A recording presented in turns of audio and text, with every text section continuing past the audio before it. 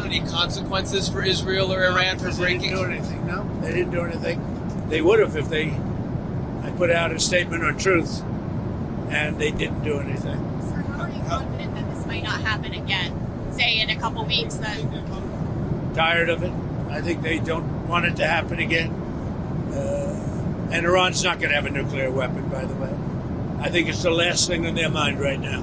Mr. President, did Iran make any commitments yesterday about uranium enrichment? About what? About uranium enrichment.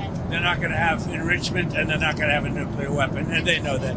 They're going to get on to being a great trading nation. You know, they're very good traders, and they're going to be a great trading nation, and they have a lot of oil. They're going to do well. They're not going to have a nuclear weapon. So did they The promise? last thing on Iran's mind right now is nuclear weapons. Can you clarify what you meant when you mentioned regime change in your Truth Social post the other night? Which? Regime change? Do you want to see regime change in Iran? No. If there was, there was. But no, I don't want it. I'd like to see everything calm down as quickly as possible. Regime change takes chaos. And ideally, we don't want to see so much chaos. So we'll see how it does. You know, the Iranians are very good traders, very good business people.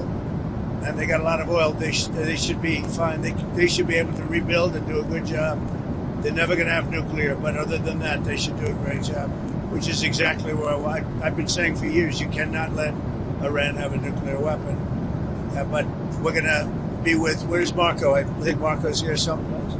You know, our great Secretary of State. But we cannot let them have a nuclear weapon. They won't have a nuclear weapon. And I will tell you, the last thing on their minds is nuclear weapons. They don't even want to think about nuclear. And our B-2 pilots made this all possible. They had a magnificent hit in the dark of night with no moon, no light, no nothing. They hit the target perfectly, wiped it out. And the press is very disrespectful. I saw CNN fake news going, well, maybe it wasn't a perfect hit. It was perfect.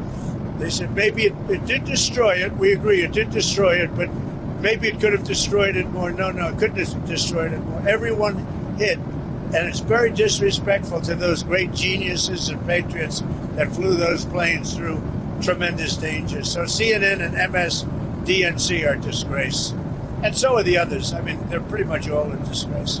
But it's an amazing period of time. Now we're going to NATO, and we'll get a new set of problems.